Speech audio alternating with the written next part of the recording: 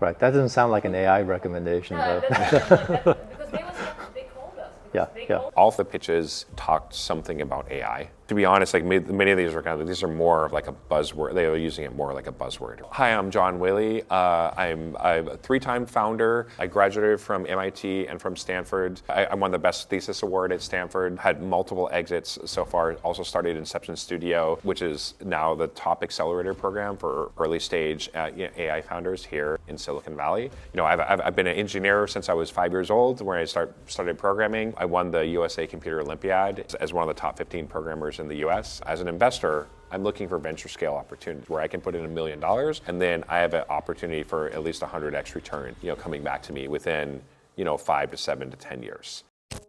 Pitch.Tech is where bold startups on .tech domains get game-changing insights from top VCs. .tech domain instantly signals you're all about cutting-edge tech and innovation. Building a tech startup? Build it on .tech. So we are raising around our pre-seed round of 1.5 million. The goal of today is to meet investors and potentially close our round. Let's go. My name is Loriana. I'm a co-founder and the CEO of Rexalto. We have developed and introduced an AI dynamic pricing engine. We previously co-founded one of the largest European car-sharing companies. The company generated 75 million annual revenue, and what's more important, it was cash flow positive. What's happening now in the car rental industry, increasing prices of vehicles, uncertain residual values, and growing percentage of electric vehicles are forcing car rental and mobility companies to put more focus on not just reselling cars as they used to do before, but actually making sure that they do money on their cooperations. On top of that, for mobility companies especially, they strive to increase their utilization, to improve fleet distribution, and all of that can be done with the correct pricing. Taking all of that into account, we have engineered an AI dynamic pricing engine that basically sets the right price at any given time, first class of economics, bringing supply and demand into equilibrium. So the way it works is we look into the company's historical data, market historical data, competitors' prices, and many other factors that help us forecast demand, things like weather forecast, flight information, booking information. We not only set the price for our customers, but we also push it back either into their fleet management system or to the OTAs, the aggregators, where they get rents from. We currently focus on the North American, Europe, and the Middle East. The segments that we look at and work with are either small companies or large enterprise companies. What differentiates us is that we work not only with car rental industry, but with mobility industry and of the technology, because for mobility companies, we use up to 500 data points. For car rental companies, it's about 20, 30, maybe 40. We offer 3 pricing as a service. For our traction, we currently have 20 customers, paying customers plus piloting customers. We have integrated 6 reseller solutions. We generated about 200,000 annual revenue this year. We are raising a round of 1.5 million. We closed 950. We're now closing the remaining 550. Thank you very much. You mentioned kind of in the presentation, okay, like you have some of your customers are using this for kind of rental car rates. Are there other kind of things in the automotive space that you're using for that dynamic pricing today, or is it? A lot of companies in mobility are using that. Look at Uber, Lyft. Other mobility companies, it depends, because you have a lot of smaller players for micromobility, for instance, and they use third-party solutions. They don't have their proprietary software. And this is, for us, they are resellers, because we integrate into their platform and they sell us to their customers. For any tech-enabled platform, I mean, I imagine like they're already doing something like this, or they're doing some version of this where they're gonna have some pricing engine. They're gonna be able to like determine prices. Like this is kind of a common thing. I mean, you mentioned Uber and Lyft. They obviously do all of that, but then now, I mean, everything from concert tickets to things, anything e-commerce are kind of often doing this type of dynamic pricing. This might be like core to their business, very important. So like they may want to like develop that themselves. They have all the data about it. Like what type of customer would use like a service like yours versus like, hey, we either develop this in our own in-house or like use some other alternative? Very good question. First, I'll answer who are the companies that develop their own. Like I talked to head of revenue management of Getaround. They spend a lot of money and many years developing the dynamic pricing, and it didn't work. It's not that simple, right? Because you need to know how to do it, not to reduce your revenue even by 1%, right? Because if you do that, you're fired. So they said, we cannot just use your service software because we need to make sure our works. So we'll keep on advancing our technology and use it at the end of the day. Answering your question, who are our customers? We have either very small companies that have 50, 100 of cars. They don't have their proprietary, basically they're fleet managers, right? They're operating their fleet and they want to do it in the most effective way. They have a third-party software solution and they compete with Avis Budget, Enterprise, etc. So they need to make sure that they somehow stand out. So these are our customers and they use our standard dashboard, self-service dashboard. Then we work with large companies, and these companies are not as big as Enterprise Hertz, but they have hundreds of thousands of cars. So it's still huge. They basically manage their franchisees, so they need to make sure that their pricing is consistent throughout their network, that they offer the same quality of service, and that they actually, their franchisees do well because they get a percentage of what franchisees earn. So that's our second type of customers, big groups and enterprise companies that manage franchisees.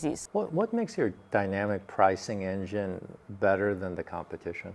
First, as I said, like it's the number of data points that our engine can absorb and make this decision and judgment. You saw that we have an AI in the beginning of this. Every company now says they have AI. It's like saying internet.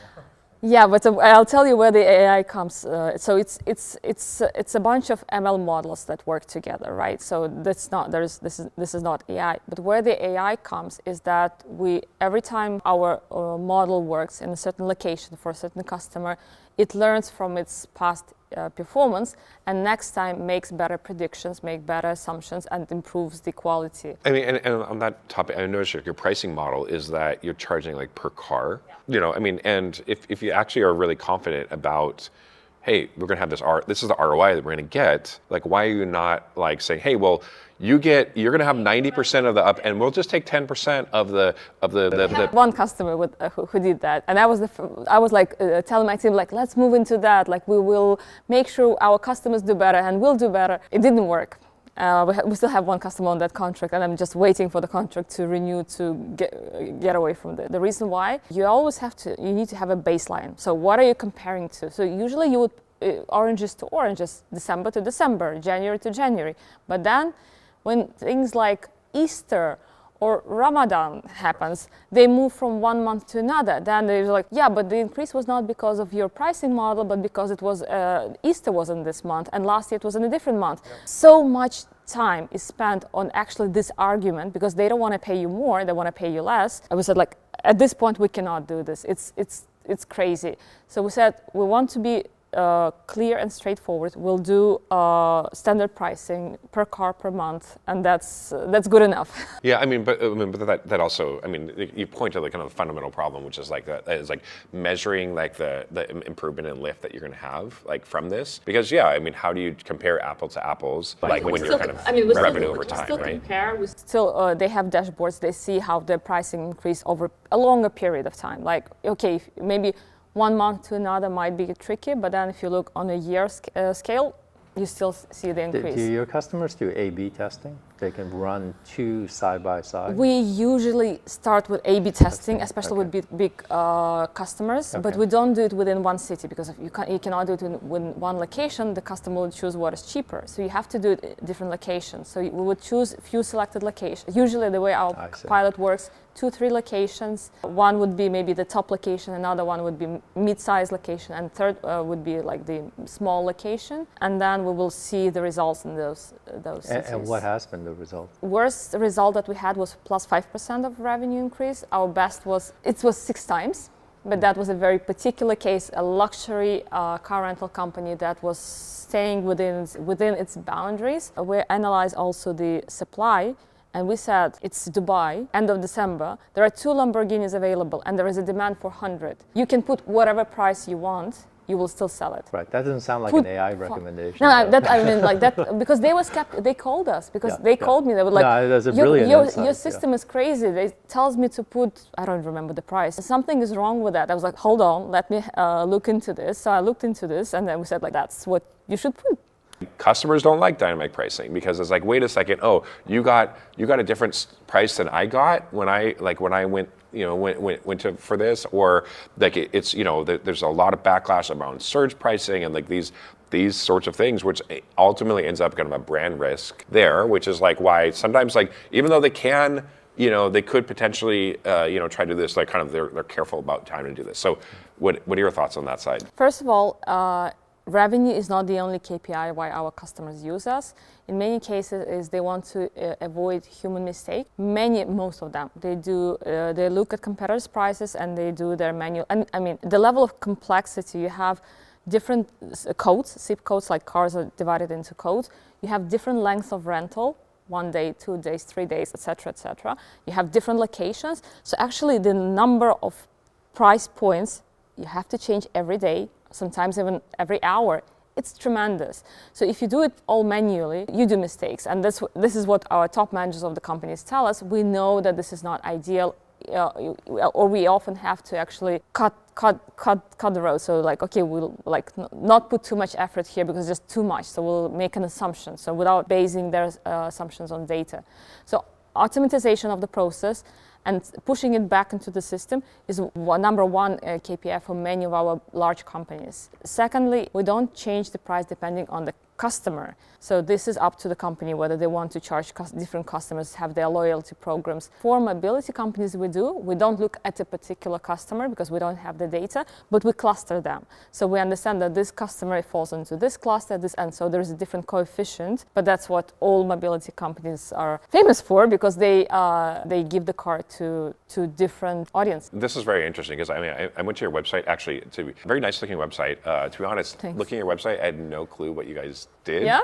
So like this is hearing the pitch is like actually like now I have a much better idea of like what you're doing because like I think it just at least in terms of like the copy that was on the website, like it didn't come across like on there. You cover the team extremely early, which to be honest, like before I know what problem you're solving, it's hard to be able to judge. Yeah. Wait, is this the right team? That sort of thing, right?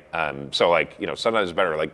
Say that later, like after. Oh, and by the way, here's the evidence is why we're the right team to do this, right? And so, like, what is your connection to this problem, this space, and like, how about the rest of the team? Like, why are you uniquely suited to be like you're the ones in the world to solve this problem? So the reason why I showed it in the beginning is that in our past company, when we exited and decided to do something else together, we started thinking, okay, let's share our knowledge with other companies. We definitely decided not to build another car sharing company anywhere in the world. It's a very operationally intense business. And then we thought maybe we do consultancy, maybe we do that. Then we said, listen, let's do what we did best. And we really were best on the market in terms of pricing correctly, distributing the fleet, pricing, being considered to be the low coster and yet making more revenue than our competitors. So that's what we did. And we said, let's try to replicate it for other companies. So we started initially with car sharing and mobility companies, but then we said, listen, there is a much bigger market here, car rental, it's a dinosaur industry. So we started looking into that, talking to potential customers, and that's how it all started. Thank you. Thank you very much. I grew up in a very international environment. I'm half Russian, half Indian, so I was always exposed to different cultures. I graduated from 2 US universities, both in Russia, then I traveled abroad. So I started my previous, together with my co-founders, we started the previous company back in 2014, and we were running the business for 8 years. I left the country in 2022 for the war reasons, and it was one of the most difficult moments of my life. It was very stressful, was very uncertain, and we came here to US together with my family, with my husband. After maybe half a year, I said I want to build something new together, something new here. We wanted to use our knowledge that we gained in our previous company and the experience that we had and the understanding of the market and share it with other companies, not only car sharing companies, but mobility companies and also car rental companies. The thing I like about Rixalto is that she is a successful founder, that she built a very successful business before, and based on that experience has come up to solve this problem in a compelling manner. What would have been great for me that I would like is fairly early on, that once she explains that this is her product, is to have a slide that first says, I have 6 customers right now. Because in the beginning, I'm wondering, is this an idea? Does she have customers? Does it work? All these things. But if I know she's got like 6 customers that like it, then I know this is great. And then the next is in the same slide is to show in 1 year, I'll have 20 customers. And these are the customers that I'm working on. And then maybe 5 years from now, this is what I want, 1,000 customers. All of the pitches talked something about AI. To be honest, like many of these are kind of, these are more of like a buzzword. They are using it more like a buzzword. I know that we need to talk about AI, so let's like try to craft an AI story like onto our business. Didn't really talk about why using AI, why is this important? Why we have a .tech domain? I think the domain that you choose, it should reflect what you're doing, right? I like the idea of highlighting that it's a tech company, it's a tech product. And I think it also, we stand out to our competitors because we highlight this point.